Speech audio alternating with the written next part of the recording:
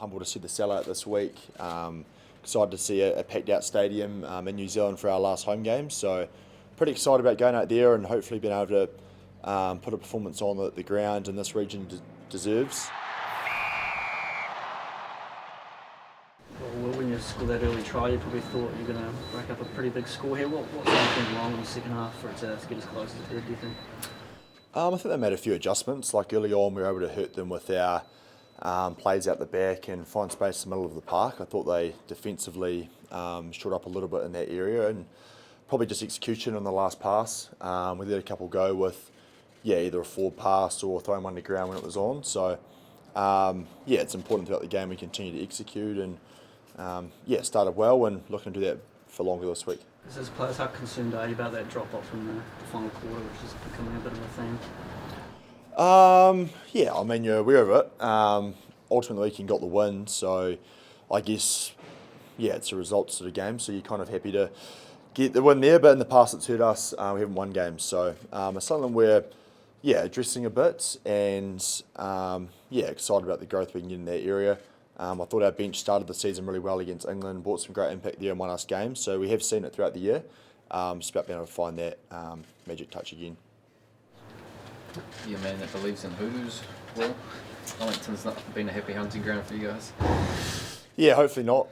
It's something that we probably haven't addressed too much in the past, but I think, with how it's gone, we've had a bit of a discussion about it this morning, and I guess from a player's point of view, humbled to see the sellout this week. Excited to see a packed out stadium in New Zealand for our last home game. So pretty excited about going out there and hopefully being able to put a performance on that the ground in this region deserves. It's hugely motivating for us to go out and get a win this week. So Wayne Smith's floating around. You had much to do with him. Obviously a pretty astute rugby mind. Nice to have him as a fly on the wall. Yeah, haven't had too much to do with Wayne in the past, but obviously got a great record that speaks for itself, and everyone you talk to in this game has a huge amount of respect for him and what he's done. So shook his hand and said good day this morning, and it'd be nice to pick his brains a little bit. A great man to have kind of working behind the scenes with the coaches and with the players, and no doubt he'll have a big influence on us. Had another crack at fullback on the weekend, perhaps unexpectedly. How much notice did you get, and how did you feel coming out of that game? Had a few hours notice. So I got a text in the morning that Bodie wasn't feeling well. You obviously feel for him in that situation. It's not a nice feeling missing the test and not feeling well. So probably got the call at our walkthrough about 2 or 3 hours beforehand. So I guess for me, I played fullback a couple of weeks before, and I trained there throughout the week. So wasn't too much of an adjustment, but it was exciting to get a few more opportunities, get the ball in hand, and attack and find space. So felt like it was a step up from my performance in Cape Town, and just going to keep having influence, whether it's at fullback or on the wing, where I can. Sorry, what are the big lessons about playing test footy at fullback that you've found the last couple of weeks? I think you've just always got to be on. I think there's a lot of work you're doing behind the scenes in terms of defensively, swinging across as they swing on an attack, communicating, and on attack you're always looking to create that extra number and be that second driver. So when the ball's not necessarily in your hands, you're still having to do a lot of work, and just about nailing the moments when you can. The high ball is going to be important, and we did a better job of dealing with that than what we did in Cape Town as well. So there's lots of things going on, but excited about, I guess, more influence you can have in that position. Do you feel like you bring a point of difference maybe in that position compared to others? People have got different styles. I think people bring different strengths to the game. I guess Bodie, someone who's played a lot of 10, so can probably help out D-Mac in that kind of dual playmaker role, if you call it. I guess for me, I've made a bit more of a sort of traditional fullback's not the word, but like to attack and have a go. That's what I try to bring. It's just the energy around it. Get excited about trying to get us on the front foot on the counter, as well as being that voice for D-Mac or whoever's at 10, and trying to help us get around the park. Did you enjoy it? Yeah, it was good fun. Like Arvo footy, 3:45, about 24 degrees. It's a bit of a dream for an outside back to go out there and throw it round. So I have enjoyed it over the last couple of weeks. So I had a few tests on my belt on the wing. So for me, it's a new challenge, and I'm just trying to grow as much as I can in that position, and like I say, just have influence on the team, positively. How's the shoulder feeling now as well? Shoulder's feeling really good. Yeah, pleased with how that's all kind of come through. First couple of games, just sort of working through it a little bit and finding it out. But yeah, over the last 3 or 4 weeks, no concerns with that. So a bit of a long journey getting back, but pleased it's all sorted now and nice to be able to, I guess, be playing kind of pain-free in that area. In terms of the common theme around finishing chances, you guys did that early, 4 tries in 26 minutes. How do you flick the switch and do that for the full game? Yeah, I think it's got to start throughout your week. Like if you're at training, not finishing your reps, at the end of sessions, you're falling off, and that's going to kind of fall into the game. So yeah, it starts throughout the week and having a real focus around finishing and kind of completing that last bit.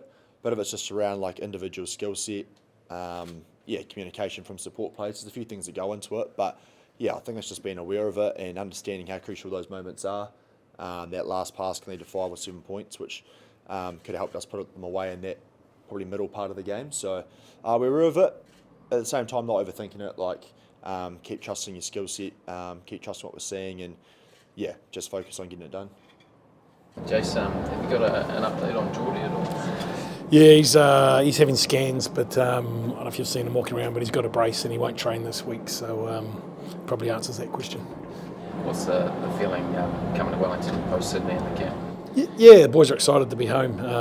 We've obviously been on the road for a while now, and getting back into Wellington, we're really excited about the opportunity to play at Sky Stadium and change things around a bit from that stadium. Does locking away the bleed allow you to drop the shoulders, or is there still a bit of tension given the way the game finished? Oh, look, there's no doubt that it's an awesome occasion whenever you win the bleed. For me, first time, that was awesome to celebrate that with the boys on Saturday night. Still a test match, Australia versus New Zealand on Saturday, and that's going to be massive. Are you someone that believes in hoodoos at all? Back in Wellington, 6 years since All Blacks won here.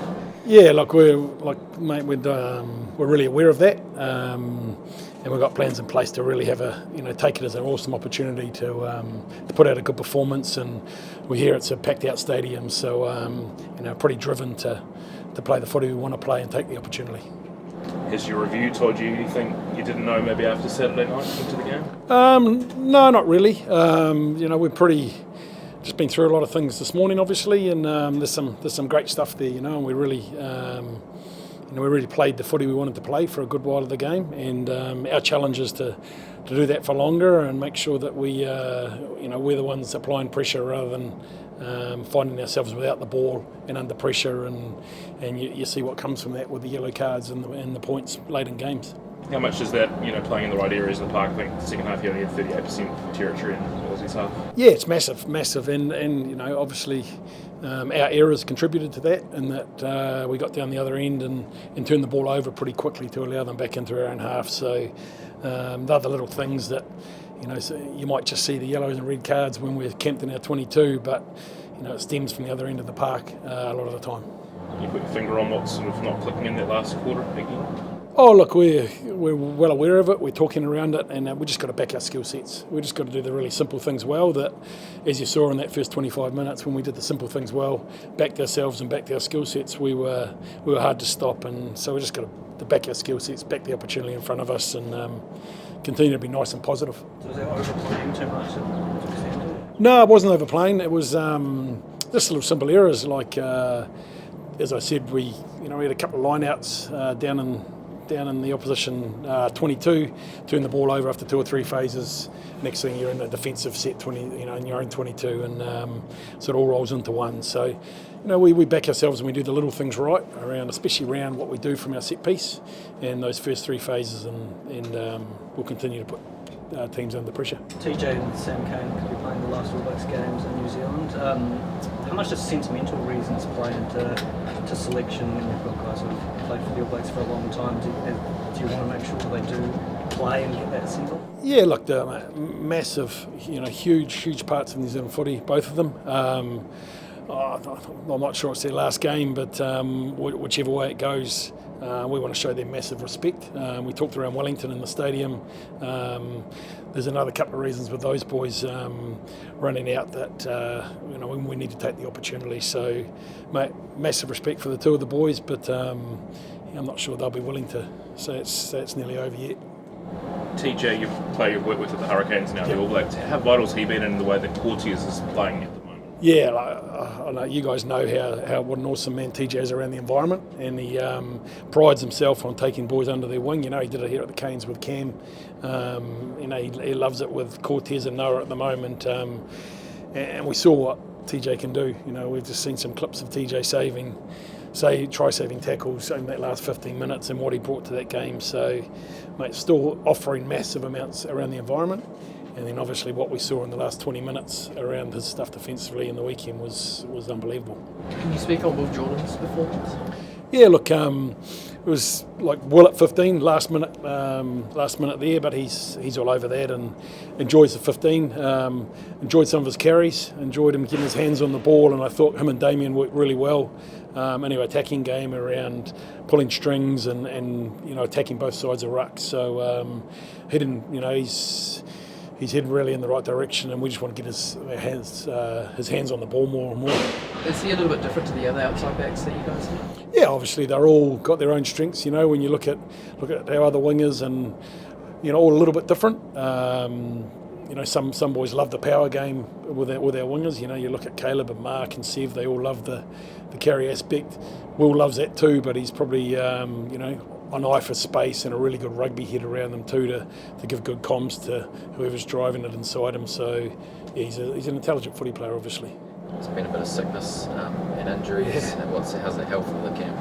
Actually, I just forgot I wasn't supposed to shake your boys' hands. Actually, It's been a weird one, just little bits here and there. We'll just take precautions. It seems to be something that comes in and knocks the boys around for 24 hours and they're right again. But mate, we'll take all the precautions, and it shouldn't be an issue for us during the week. Cam Morrigan mentioned that he's going to be spending a week back with you guys. What do you need to see from him to get involved in the Northern Hemisphere tour? Yeah, I suppose it's, especially this week, it's not so much what we need to see from him, it's just getting him involved and getting him understanding what we're doing, and he's been in a long path, with his rehab with Nick here from the Canes and working really hard here. So it's just a good opportunity for him to get in and get some real rugby under his belt and understand what we're doing. So this week's about that, him sort of integrating into the group. And then we'll just see how he transfers back into footy. He's got a game for counties in a couple of weeks, and she's very much just let's see what happens with him. It's a pretty serious injury to come back from. Yeah, because we've had quite a lot of updates on him. But what's to go with Samasoni? Because I guess that injury on the radar. Is he close to returning at any? Yeah, Sonny's still a little bit away. He's had a couple of little minor setbacks, but he's still a wait and see what happens in the next couple of weeks. What did he do? He was a calf. Yeah, calf and ankle, I think. Yeah. Wayne Smith floating around, pretty astute rugby mind. Yeah. Nice to tap into him this week. Yeah, been awesome. Like Smithy's came in late last night, just a bit of a fly on the wall, and I'm picking his brains. Everybody's picking his brains around the little things he's seen. He's claiming he doesn't watch too much footy anymore, living over in the Gold Coast. But mate, from the little bits he's given you, he's all over it.